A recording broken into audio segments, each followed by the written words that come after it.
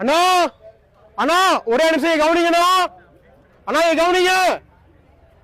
என்னுடைய குழந்தை 3 மாசம் தான் ஆகுது. இங்க பாருங்க, 3 மாசம் குழந்தைனா.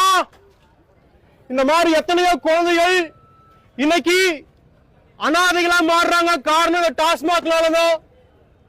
இன்னைக்கு என்ன சொல்றாங்க அப்படின்னா 2 வயசு 3 வயசுல எத்தனையோ குழந்தைகள் அனாதைகளா மாறுறாங்களாமா. காரணம் அப்பா குடிச்சு இறந்துடுறாரு. எத்தனையோ அப்பாக்கள் தங்களுடைய பிள்ளைகளை அனாதையா தவிக்க விட்டு போயிடுறாங்க. மனைவிகளை விதவைகளை மாத்திட்டு குடிச்சிட்டு செத்து போயிடுறாங்களோ. தயவு செஞ்சு இந்த காரியத்துல நீங்க மாட்டிக்காதீங்க. இந்த மாதிரி குழந்தைகளை கொஞ்சம் பாருங்க. தமிழ்நாட்டில் இன்னைக்கு மக்கள் தொகை அதிகமாயிருச்சு. அதே போல அனாதை குழந்தைகளும் அதிகமாயிட்டாங்க. அனாதை குடும்பங்களும் இன்னைக்கு அதிகமாயிட்டாங்க. நீங்க எல்லாம் எவ்வளவு கஷ்டப்பட்டு சம்பாதிக்கிறீங்க. அந்த கஷ்டப்பட்டு சம்பாதிக்கிற காசை கொண்டு வந்து கொடுத்து உங்களையும் உங்க குடும்பத்தையும் உங்க பிள்ளைகளுடைய வாழ்க்கையும் கெடுத்துறாதீங்க தயவு செஞ்சு. இந்த வழியா குடும்பத்தோட போயிட்டு இருந்தேன். இத்தனை பேரை பார்த்துட்டு கண்டும் காணாம போக முடியல. காரணம் சர்ச்சிலிருந்து வரோம்.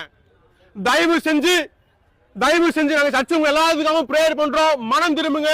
இந்த மாதிரி நம்ம பாவத்திலிருந்து இயேசு கிறிஸ்துவால் விடுதலை கொடுக்க முடியும். நானும் அப்படிதான் இருந்தேன். ஆனா எனக்கு இயேசு அவருடைய வார்த்தையும் வசனத்தையும் அனுப்பி என்ன விடுதலை ஆக்குனாரு. அப்படிதான் ஜீவமா போட்டு மந்திரம் மன்றவர் இல்ல, வசனத்தை அனுப்பி உங்களை விடுதலை ஆக்குவாரு. தயவு செஞ்சு மனம் திரும்புங்க. உங்க எல்லாத்துக்காகவும் பிரேயர் பண்ணிக்கிறோம். தயவு செஞ்சு உங்களையும் உங்க குடும்பத்தையும் உங்க மனைவிகளையும் பாருங்க ஐயா. தயவு செஞ்சு சரிங்களா? சரிங்க ஐயா. தயவு செஞ்சு கேளுங்க. உங்க குடும்பத்தை தவிக்க விட்டுறாதீங்க. குடும்பத்தை தவிக்க விட்டுறாதீங்க. பிள்ளைகளை தவிக்க விட்டுறாதீங்க. கர்த்தராகிய இயேசுவே சீக்கிரம் வருவீராக. இங்க இருக்கிற ஒவ்வொருவரையும் ரட்சிப்பீராக.